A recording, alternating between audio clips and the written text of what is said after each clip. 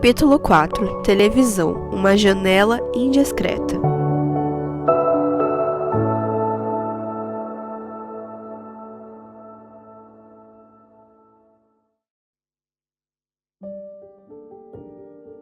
A luta agora, no século XXI, é sobre quem controla suas telas, quem controla as retinas de seus olhos, as TVs massificadas?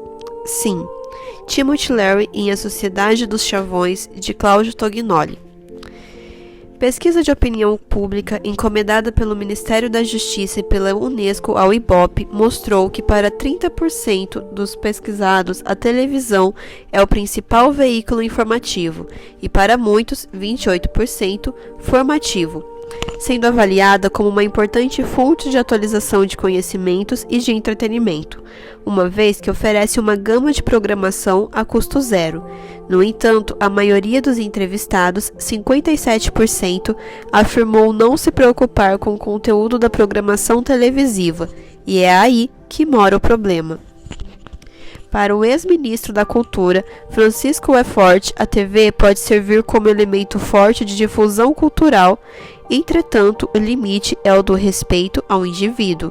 Mas quando vemos apresentadores exibindo as mazelas das pessoas em nome da audiência e personagens extremamente erotizados, servindo de modelo para uma geração de crianças e adolescentes sexualmente confusos, acabamos nos perguntando: onde está o respeito ao indivíduo? A própria Constituição determina enfaticamente no artigo 221, inciso 4, que as emissoras respeitem os valores éticos e sociais da pessoa e da família, e o respeito à liberdade de expressão inerente à democracia, nada que tenha a ver com o baixo nível de programação que invadiu a telinha. A TV é uma invenção relativamente recente. Em 1926, o escocês John Logie Baird fez a primeira demonstração pública da televisão. 3 anos antes, porém, o engenheiro russo-americano Vladimir já havia inventado o tubo eletrônico de câmera, iconoscópio, que é a base dos aparelhos de televisão usados até hoje. No Brasil, a primeira transmissão aconteceu em 1950, e com as novas tecnologias de transmissão de imagens, os modernos televisores se transformaram em verdadeiros cinemas em casa. O próprio planeta foi transformado num imenso estúdio, num cenário a ser permanentemente explorado pelas câmeras e transmitido, objetivamente, pelos repórteres e apresentadores. Esse conteúdo absorvido pelo telespectador não passa, em geral, por nenhuma crítica. O cinema e a televisão não são como um jornal impresso, cuja leitura podemos interromper, refazer e submeter a reflexões demoradas. A dinâmica da imagem solicita respostas imediatas de quem a ela está submetido. As reações são reflexas, rápidas e incapacitam a pessoa para o ato de investigar e examinar alguma coisa com mais profundidade. Além disso, boa parte da programação televisiva nos faz aceitar o inaceitável, ou no mínimo nos conformar com ele. Nesse sentido, a televisão tem um efeito anestesiante.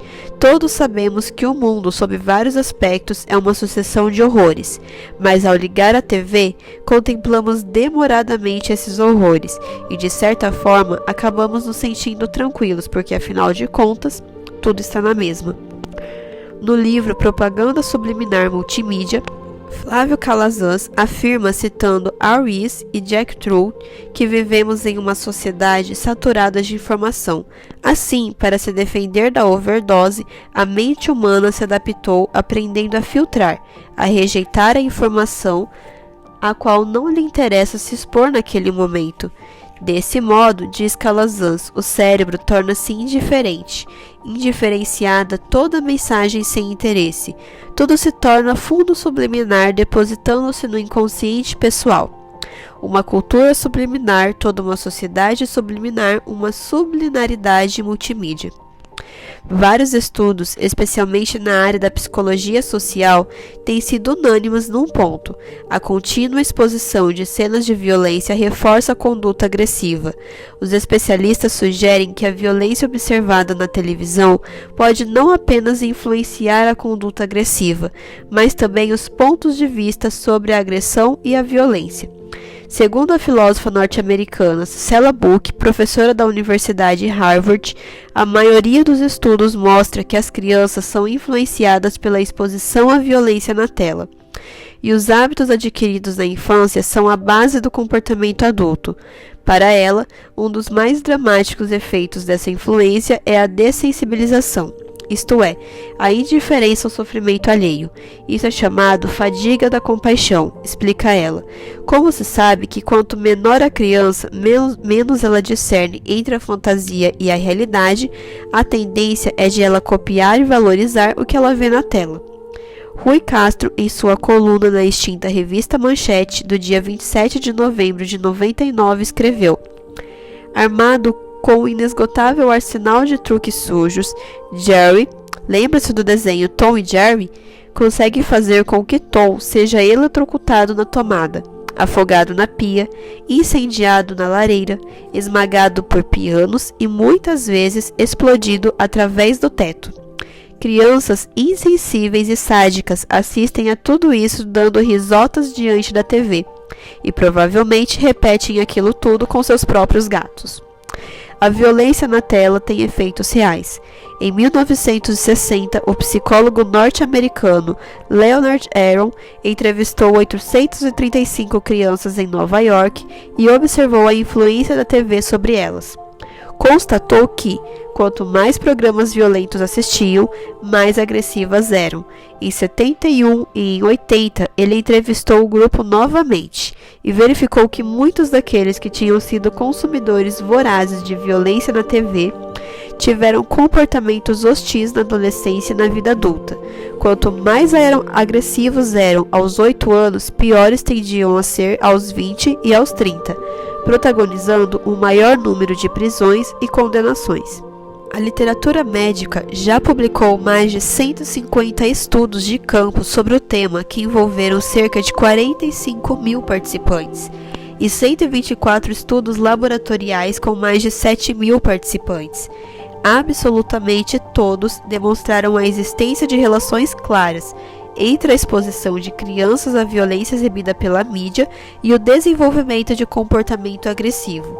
O médico Drauzio Varela, em sua coluna no jornal Folha de São Paulo, do dia 4 de maio de 2002, comenta que a violência na mídia não afeta apenas crianças pequenas.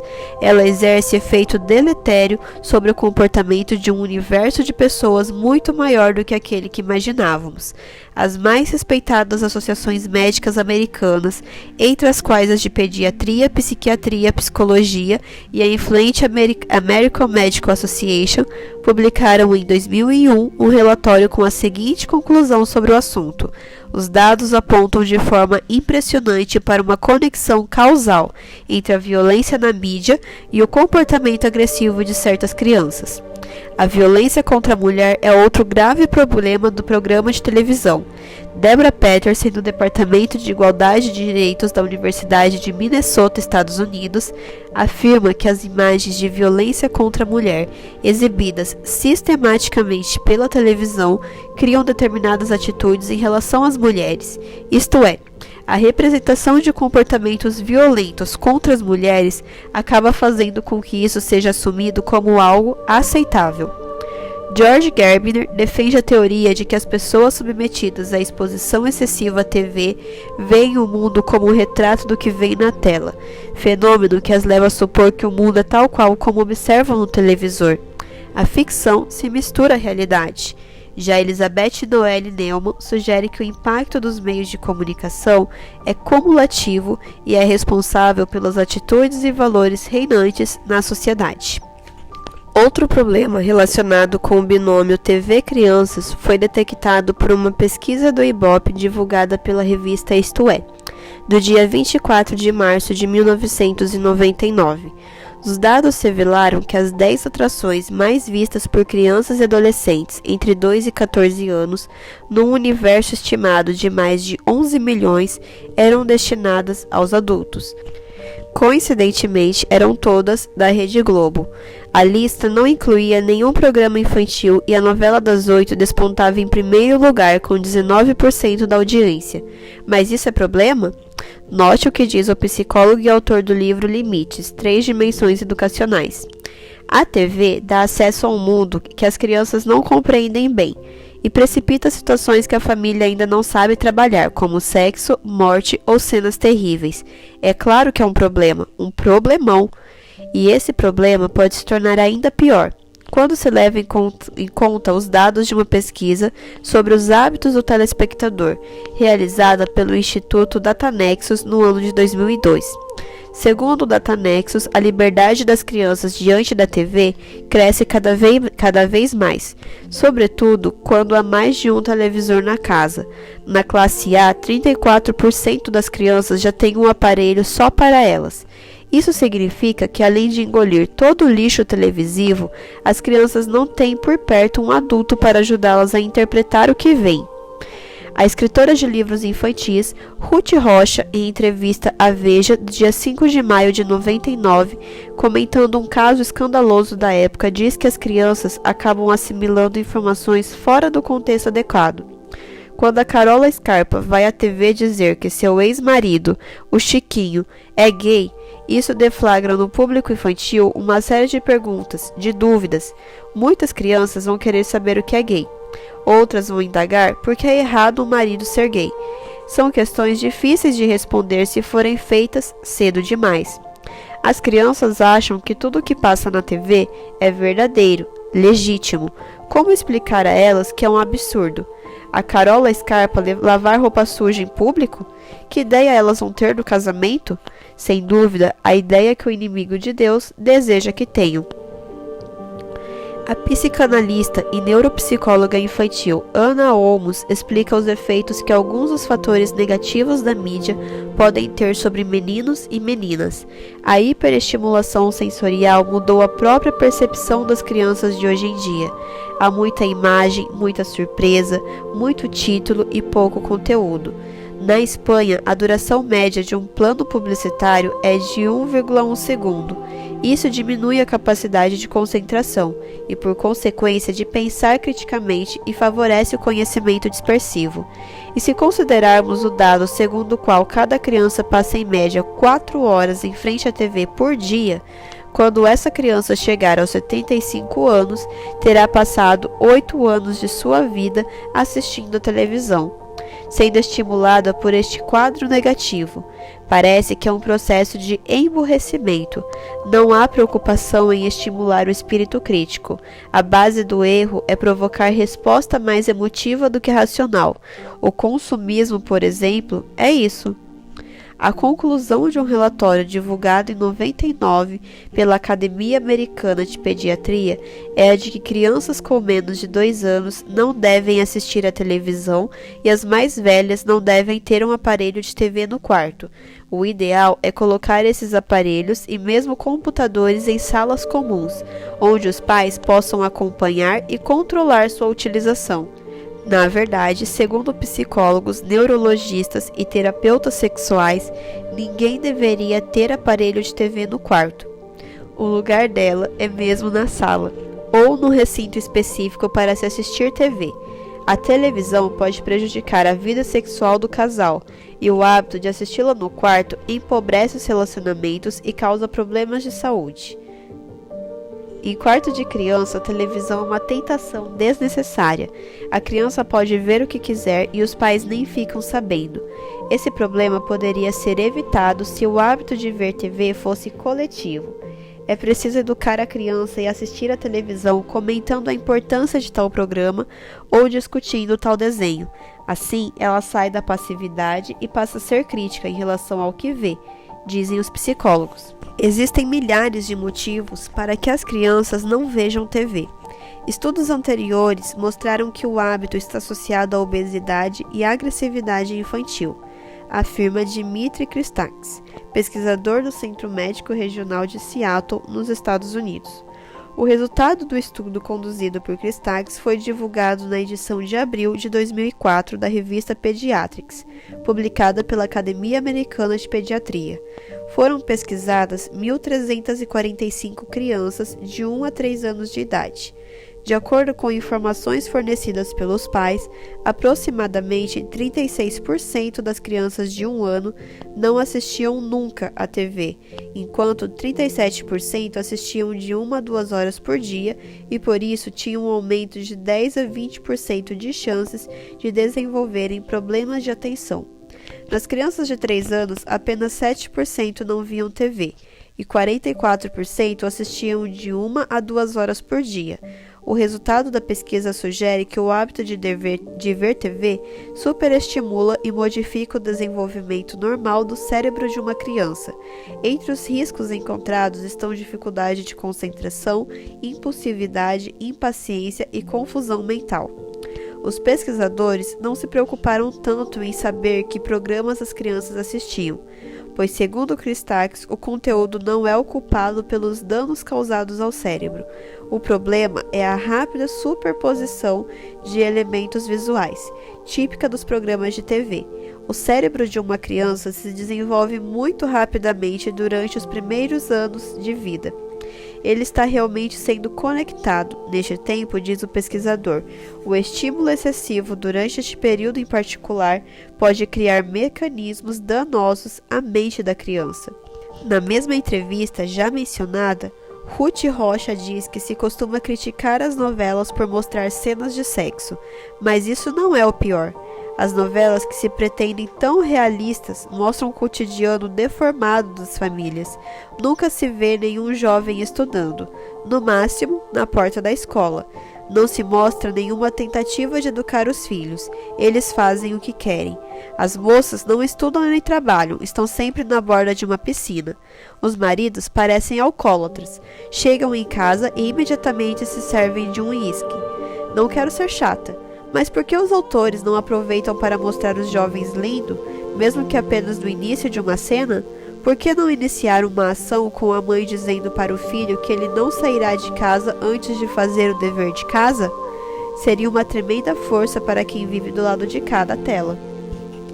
No artigo Televisão e Comportamento, Está Você Imune?, publicado na Revista Adventista de janeiro de 79, o pastor e jornalista Rubens Lessa escreveu: as novelas não apenas enfraquecem a mente, tornando-a fantasiosa e dispersiva, mas estabelecem modelos de comportamento estribados em exemplos menos dignos, produzidos numa série sem fim de atos maliciosos, lascivos, eivados da mais descarada esperteza e astúcia. Tudo isso fica no subconsciente, podendo, mediante a tentação do inimigo, deflagrar o pecado, a miséria e a degradação. Admitimos que não devemos condenar quem quer que seja por ter um aparelho de televisão. Entretanto, cada um deve avaliar com muita honestidade até que ponto esse meio de comunicação está afetando o seu comportamento, bem como o da família, especialmente os filhos. Já se vai 1/4 de século desde que essas palavras foram escritas. Comparadas às novelas de hoje, aquelas eram bem inocentes. O primeiro beijo na TV ocorreu em 1951, na novela Sua Vida Me Pertence, e deu o que falar. Atualmente, cenas de sexo e nudez são banais na TV. Famílias inteiras assistem juntas, sem mais nenhum constrangimento. Em 2004, para mencionar um último exemplo, a novela Senhora do Destino da Globo deu grande destaque em sua trama à homossexualidade feminina, com cenas de carinho cada vez mais tórridas entre as personagens Jennifer e Eleonora. Diferentemente de anos anteriores, quando o tema da homossexualidade era tratado em novelas, desta vez praticamente não houve manifestações de repúdio, mesmo diante de cenas de sexo entre as mulheres. Segundo Ricardo Valadares, em matéria publicada na revista Veja, no dia 8 de dezembro de 2004, Para mostrar as duas na cama, Aguinaldo Silva foi um mestre da carpintaria, ao anteceder a cena com uma forte sequência de sexo entre a tresloucada Nazaré e o cafajeste Josivaldo, tornou quase plácido um momento de intimidade que se desenrolaria entre ambas. Depois de mostrá-las em carícias, cortou rapidamente para outro núcleo de personagens, ou seja, quando a coisa esquentou, mudou de assunto. Isso lembra as técnicas de propaganda política discutidas no capítulo 2, não acha? E é disso mesmo que se trata, propaganda ideológica homossexual militante. Desde os anos 70, o autor Silva fez das duas lésbicas garotas propagandas para sua causa. Agora vamos para um teste. Para saber se as novelas são ou não próprias para um cristão assistir, se é que você ainda tem dúvida, responda, pega um caderninho aí agora, pausa um pouco o vídeo, pega a caneta e um caderninho e responda as seguintes perguntas abaixo. Número 1. O homem aparece com ou tem várias mulheres? Segunda pergunta. O dinheiro está acima de tudo? Terceira pergunta. Deus nunca está em primeiro lugar? Quarta pergunta. Os crentes, quando aparecem, são ridicularizados? Quinta pergunta. Você pode fazer qualquer coisa em nome do bem? Sexta pergunta. Pais traem os filhos e vice-versa? Sétima pergunta. Irmão rouba mulher de irmão? Oitava pergunta. Cigarro, bebida, nudez e sexo aparecem à vontade? Se a maior parte das respostas foi sim, é óbvio que o sistema de valores das novelas não condiz com o que um cristão deve adotar. Na dúvida, leia Filipenses 4:8, o aferidor ideal, e lembre-se de que a mente humana fica raquítica e debilitada quando se ocupa apenas de assuntos triviais, não se elevando nunca acima do nível das coisas temporais e sensíveis, para aprender os mistérios do invisível. Interessante analogia pode ser feita entre a TV e a lenda dos vampiros. Diz a lenda que os vampiros só podem entrar em alguma casa com o consentimento de seus moradores, mas uma vez consumado o ato é muito difícil, quase impossível libertar-se de sua força hipnótica, de sua fome voraz de sangue. A televisão pode não nos roubar o sangue, mas rouba-nos algo de suma importância, o tempo. Crianças norte-americanas em idade pré-escolar assistem em média a 4 horas diárias de televisão, segundo dados obtidos pela psicanalista Ana Olmos, especialista em infância e adolescência. Na Europa, o índice cai para pouco mais de 3 horas, mas a excessiva exposição também existe por lá. Na França, por exemplo, é a distração favorita para 75% dos pequenos, enquanto na Espanha, 96% deles, em idade de 4 a 10 anos, veem TV diariamente. Frequentemente, as pessoas, quando convidadas a ler a Bíblia ou outro livro, alegam falta de tempo, mas a média diária do brasileiro é de 4 horas em frente à TV. Falta de tempo? Hoje em dia, muitas famílias se desmantelam justamente por falta de tempo para relacionamento e comunicação. Não se conversa mais sobre os problemas do dia a dia, sobre sonhos, esperanças e frustrações. Geralmente, no momento em que toda a família está reunida, à noite, intrusos como telejornais e novelas impedem o diálogo. Certa vez recebi por e-mail um texto interessante, intitulado A Criança que Queria Ser uma TV. É uma oração que faz pensar. Senhor, começa a criança, faça de mim um aparelho de televisão, para que meus pais me tratem como eles tratam o televisor, para que olhem para mim com o mesmo interesse que olham para a tela da TV, especialmente quando minha mãe assiste a novela favorita e meu pai o seu esporte predileto. Eu quero falar como aqueles homens, pois quando eles falam, toda a família fica em silêncio para ouvir bem o que eles têm a dizer. Eu gostaria de ver a mamãe se admirar de mim, Como ela se admira quando vê a última moda na tela. Eu gostaria que meu pai risse comigo, como ele faz quando os artistas contam suas piadas. Eu gostaria que meus pais me dessem tanta atenção quanto ao televisor. Quando o aparelho não funciona, imediatamente mandam chamar o técnico para consertá-lo. Eu gostaria de ser um televisor e assim ser o melhor amigo e a pessoa mais importante para os meus pais. Ó Pai do céu, se você me transformasse num televisor, eu novamente teria paz e poderia me sentir feliz.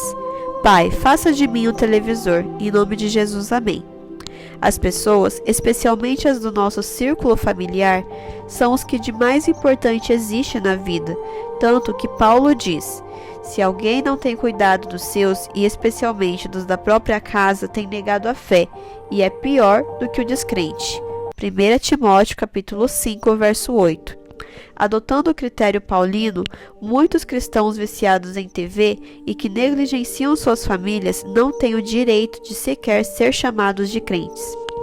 A revista Scientific American, no mês de fevereiro de 2002, destacou na capa: televisão causa dependência. Na matéria, os pesquisadores Robert Cubbin, da Universidade de Rutgers, e Mihor, da Universidade de Claremont, concluem que a maioria dos critérios de dependência química aplica-se a pessoas que assistem muito à TV. O artigo também afirma, entre outras coisas, que nos países desenvolvidos, as pessoas passam em média de 3 a 4 horas por dia diante da telinha, praticamente a mesma média observada entre as crianças, como já vimos. Pode parecer pouco, mas é metade de seu tempo de lazer, e mais do que o gasta em qualquer outra atividade, com exceção de trabalho e sono. Entre os critérios usados por psicólogos e psiquiatras para descrever a dependência química estão: passar muito tempo usando a substância, usá-la com mais frequência do que se pretendia, pensar em reduzir o uso ou fazer tentativas repetidas e mal-sucedidas de reduzi-la, abrir mão de importantes atividades sociais, familiares e ocupacionais para usá-la e relatar sintomas de síndrome de abstinência. Todos esses critérios podem se aplicar a pessoas que assistem muito à TV, dizem os pesquisadores. De acordo com Cubbin, vários estudos demonstram que o feitiço da TV reside em sua capacidade de acionar um tipo de resposta padrão instintiva visual e auditiva a estímulos repentinos ou novos. Os vasos sanguíneos que alimentam o cérebro dilatam-se, o coração desacelera, os vasos para os principais músculos estreitam-se, o cérebro concentra sua atenção em colher mais informação, enquanto o resto do corpo se aquieta, descrevem os pesquisadores. Sem nos darmos conta, para ver televisão escolhemos aquela postura que permita o máximo de comodidade e o mínimo de movimento, ou seja, a mínima consciência de nosso corpo, com o objetivo de não tirarmos nossa atenção da TV. Quanto mais concentrados na televisão, mais quieto está o nosso corpo. Os batimentos cardíacos são mais lentos, o pulso tende a ser mais fraco e as ondas cerebrais tornam-se lisas e com ritmo mais lento. A consequência disso é que os processos de pensamento arrefecem. Os cortes, edições, closes e ruídos repentinos típicos de qualquer programa de TV parecem acionar de maneira clara essa reação. Segundo os cientistas, isso ajudaria a explicar por que algumas pessoas dizem que se há uma TV ligada no ambiente, elas não conseguem deixar de prestar atenção. O jornalista e diretor de TV Nelson Roine, em artigo publicado no site Observatório da Imprensa no ano de 2002, diverge um pouco. A televisão está deixando seu público dependente, não dos estímulos eletrônicos, mas da ausência de ideias, e acostumado a um meio que está se omitindo até mesmo do dever de informar a sociedade. E é muito mais aí que nos cortes, edições e ruídos repentinos que mora o perigo. De uma forma ou de outra, o perigo existe. Como se percebe, diversas são as razões por que deveríamos dominar o Drácula eletrônico. Eis aqui um resumo. A TV nos acostuma a um superestímulo dos sentidos, o que nos incapacita para atividades que exijam concentração. Pesquisa recente indicou que filmes violentos afetam a capacidade de memorização. A TV impõe mudanças de personalidade e estilo de vida, além de afetar o interrelacionamento social do indivíduo, desde o palavreado até suas opiniões pessoais. Note o que escreveu Niceto Blasquez em Ética e Meios de Comunicação. Os analistas mais imparciais compartilham amplamente a mesma opinião. Hoje em dia, a televisão é o meio massivo mais eficaz para criar opinião pública e para impor estranhos modelos de conduta. Promove o distanciamento familiar e contribui, segundo Ailton Amélio da Silva, do Instituto de Psicologia da USP, para o quadro de dissolução de muitos relacionamentos. E outra vez Blasquez, a televisão, mais que unir a família, a reúne para submetê-la a acompanhar situações quase sempre alheias aos interesses específicos do lar. A pequena tela serviria para despojar os submissos telespectadores dos lares das suas próprias vivências e convicções, inoculando nas suas mentes experiências e vivências pertencentes em geral aos interesses dos emissores mais poderosos. Oferece um mundo falso, onde tudo se resolve e isso traz uma falsa tranquilidade. Promove o consumismo. A publicidade cria necessidades onde elas não existem, afirma Blasquez. Converte o ser humano em mercadoria e a televisão tem de sua parte todas as vantagens para realizar isso. Influencia negativamente as crianças, através dos super-heróis, bonitos, ágeis, justos, mas extremamente violentos, que resolvem tudo com os punhos. Assim, elas não apreciarão aqueles cujos métodos são pacíficos, baseados no amor e no perdão. Aumenta a susceptibilidade às doenças devido ao sedentarismo. Pesquisadores da Universidade de Harvard alertam: para quem passa mais de 30 horas semanais de frente à televisão, dobram os riscos de diabetes, e uma pesquisa realizada pelo Instituto Datanexus de 2002 revelou que 66% dos entrevistados, de um total de 3.800 pessoas, fazem as refeições diante da TV. Além de consumir regularmente petiscos enquanto assistem aos programas. Para outras pessoas, a TV funciona como uma espécie de sonífero eletrônico.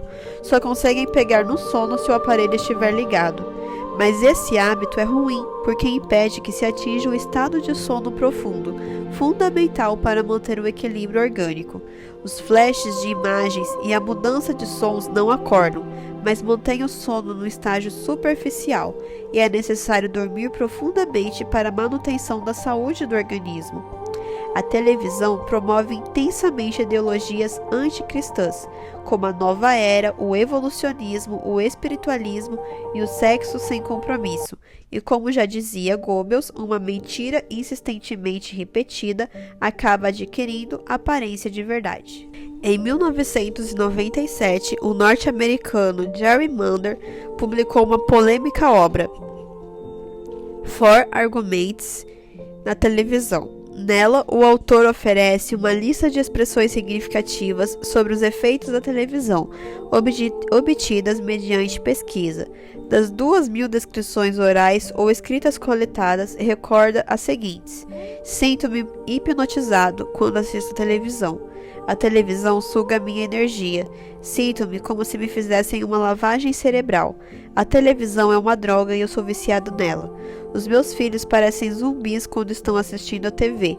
A televisão está destruindo a minha mente. Os meus filhos andam por aí como se estivessem num sonho por causa da televisão. A televisão está tornando as pessoas estúpidas. Se a televisão está ligada, não posso tirar os olhos dela. A televisão está dominando o meu cérebro. O que posso fazer para que meus filhos abandonem a televisão e voltem a viver? E você, o que diria? Qual a sua opinião? Um comediante norte-americano disse certa vez: considero a televisão muito educativa. Cada vez que alguém a liga na sala, vou para o quarto ler um livro. A proposta não é que você jogue seu televisor pela janela a fim de encontrar tempo para as coisas as quais realmente valem a pena, a menos que esta seja a única solução. O importante mesmo é haver critérios de seleção quanto ao que assiste. A Bíblia dá algumas dicas nesse sentido e vale a pena revê-las. Em Filipenses 4:8 diz: tudo que é verdadeiro, honesto, justo, puro, amável, de boa fama, nisto pensai. Não porei coisa má diante dos seus olhos, diz o rei Davi no Salmo 101, verso 3. Desvia meus olhos, Senhor, de contemplarem coisas sem valor, e vivifica-me em teu caminho, é o que diz outro salmo. Analise com a família os programas de TV, compare-os uns com os outros, questione os valores e conceitos emitidos e, finalmente, selecione aquilo que realmente vale a pena assistir. Assim, esse poderoso meio de comunicação poderá ter alguma utilidade no ar. Uma experiência pessoal. Conheci o pastor Marcos Bolfin quando eu ainda lecionava História na Escola Adventista de Florianópolis. Na época, ele era o diretor do Departamento de Lar e Família da Igreja Adventista do Sétimo Dia para todo o estado de Santa Catarina. O pastor Marcos nasceu em Taquara, Rio Grande do Sul, em 1963, como mais velho de uma família de 3 irmãos. Viveu praticamente toda a infância e juventude em São Paulo, onde se formou em teologia, em 1985, no Centro Universitário Adventista UNASP. Concluiu o mestrado em teologia em 98 no UNASP, campus Engenheiro Coelho, e fez pós-graduação em terapia familiar em Porto Alegre. Coordena desde 2001 os departamentos de Administração da Vida e Ministérios da Família da Associação do Sul Rio Grandense da Igreja Adventista do Sétimo Dia. Além disso, é o apresentador do programa diário Novo Tempo em Família, da rede Novo Tempo de rádio. Em outubro de 2003, fui enviado a Porto Alegre para fazer uma reportagem para a revista Adventista. Como encontrei o pastor Marcos por lá, aproveitei e fiz uma entrevista com ele, da qual extraí alguns trechos para este livro. Na entrevista, ele me contou que durante a adolescência esteve afastado de Deus. Embora tivesse nascido em um lar cristão, várias foram as influências negativas que concorreram para isso, mas principalmente a música popular e a televisão. Graças a Deus, o Espírito Santo trabalhou no coração do jovem Marcos, libertando dessas influências. Aqui ele fala sobre os problemas relacionados com a televisão. No próximo capítulo, vamos conferir o que ele tem a dizer sobre música. Quando lhe perguntei, você gostava muito de televisão? Como ela prejudica a espiritualidade do cristão? O pastor Marcos respondeu, existe um princípio básico que rege o funcionamento da mente humana, que afirma que ela simplesmente não consegue resistir à repetição. Tente, por exemplo, não pensar no resto da frase que eu vou começar. Água mole em pedra dura. O simples fato de você provavelmente ter completado mentalmente este provérbio popular é uma demonstração de que a repetição da frase já marcou o seu cérebro e você não pode mais tirar essa informação de lá. Este é um princípio que pode ser utilizado tanto por Deus quanto pelo inimigo. Sobre este princípio, apoiam-se todos os sistemas de lavagem cerebral, como as mensagens subliminares, por exemplo. Você pode escolher conscientemente o que vai influenciar sua mente, mas depois de estar exposto a essa influência, sua capacidade de resistir a ela fica muito reduzida. Satanás, que é um profundo estudioso da mente humana, serve-se da TV e outras mídias para criar emoções e preencher a atenção, prejudicando a capacidade de escolha. É por isso que muita gente acaba se sujeitando a ver coisas com as quais não concorda. Parece que não conseguem desligar a TV ou sair de um site. Tudo que emociona ou choca, sejam novelas, filmes, seriados, jornais ou até programas esportivos, acabará, por assim dizer, fortalecendo as sinapses, ligações entre os neurônios correspondentes que finalmente se tornarão no caminho mais fácil e natural para um dado impulso nervoso. É assim que o pecado torna-se mais automático e natural que a santidade.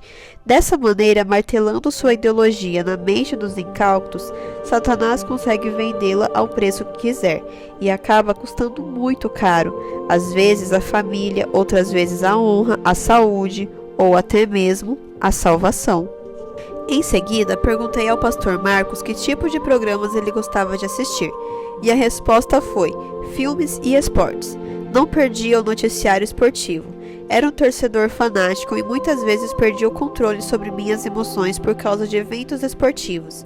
Uma vez, quando meu time perdeu, e outra vez, quando acabou a luz na hora de uma decisão, fiquei tão deprimido que o resto da vida perdeu a graça. De alguma maneira, o Espírito Santo utilizou essas experiências para me revelar que a TV e as competições esportivas tinham sobre mim um domínio muito maior do que talvez estivesse disposto a admitir. Emoções negativas como ansiedade, preocupação, ira, vingança e desejo de que outros perdessem, sempre ligadas às competições, drenavam minhas energias físicas e espirituais e impediam uma ação mais completa do Espírito de Deus em minha vida. Esses não são os sentimentos puros e santos de um ambiente influenciado pelos anjos de Deus. Hoje percebo que na época eu simplesmente não conseguia sentir a mesma intensidade de emoções ou ansiedades pelas coisas espirituais. As coisas deste mundo estavam muito mais importantes dentro de mim do que as celestiais. A verdade é que não pode mesmo haver harmonia entre a luz e as trevas. Ellen White afirma que Satanás utiliza entretenimento excitantes, as competições esportivas são um exemplo, como armadilha para o povo de Deus, para desviar a mente da solene obra de preparação para cenas que se acham em um futuro próximo. Só para jovens, página 62. Quando comecei a voltar-me para Deus, percebi que também teria de romper com essas coisas ou elas teriam um domínio fatal sobre mim. As observações do pastor Bonfim são sem dúvida muito pertinentes, mas voltando especificamente para o tema deste livro, a mídia e os bastidores do grande conflito, quero destacar as análises de jornalistas e críticos de TV que apontam uma onda de misticismo invadindo telinha, especialmente nas telenovelas exibidas de uns 10 anos para cá por uma importante emissora de TV. Eugênio Bush, em matéria publicada em O Estado de São Paulo, do dia 28 de maio de 94, analisa essa adesão da mídia aos temas de cunho espiritualista. O teólogo e jornalista Eliseu Lira vai mais longe do que Bush em seu livro Uma Nova Ordem Mundial, o Governo da Nova Era. Lira afirma que o misticismo e o espiritualismo dominam a televisão brasileira. Segundo ele, no início da década de 90, a Globo, por exemplo, começou a privilegiar a visão espírita e mística em seus enredos. As estatísticas confirmam a tese de Lira. Se na década de 90 o espiritualismo invadiu a referida emissora, na década seguinte a coisa ficou ainda pior. De acordo com o levantamento feito pelo jornalista Alan Novaes, de 2000 até 2003, 6 das 18 novelas dessa mesma emissora abordaram temas como o hinduísmo, panteísmo, estilo hippie, reencarnação, candomblé, angiologia, entre outros. Analisando essa tendência dos atuais programas de televisão e sabendo que a maioria das pessoas não consegue viver sem TV, é lógico concluir que esse poderoso meio de comunicação desempenhará grande papel no sentido de moldar e uniformizar as mentes para o desfecho do grande conflito entre o bem e o mal. Vamos agora para mais um teste. Você é viciado em TV? Pausa um pouco o vídeo, pega o papel e a caneta de novo. Pergunta 1. Você assiste a tudo que passa na TV indiscriminadamente? Pergunta 2. Você perde o controle das coisas enquanto vê TV? Pergunta 3. Fica bravo consigo mesmo por ter gasto muito tempo nesse hábito? Pergunta 4. Não consegue parar de ver TV? Pergunta 5. Fica infeliz quando não está diante de um televisor? Pergunta 6. Frequentemente, você prefere assistir a TV em vez de conversar, ler ou ir à igreja? Se respondeu afirmativamente a pelo menos 4 das perguntas acima, você é um TV-ólatra. Pense nisso e procure lutar contra o problema. Mas como utilizar então a TV? Algumas dicas para os pais. Fique alerta para os programas que seus filhos assistem. Evite usar a televisão como se fosse uma babá. Simplesmente desligar o aparelho não é tão eficaz como planejar alguma outra atividade divertida para a família. Limite o uso a não mais de 1 ou 2 horas de programas de boa qualidade por dia e em horários pré-estabelecidos. Mantenha aparelhos de TV ou videogames fora do quarto de seus filhos. Desligue o televisor durante as refeições. Utilize esses momentos para conversar e manter contatos familiares. Ligue a TV somente quando houver algo específico que você decidiu que vale a pena assistir. Não a ligue para ver se está passando alguma coisa.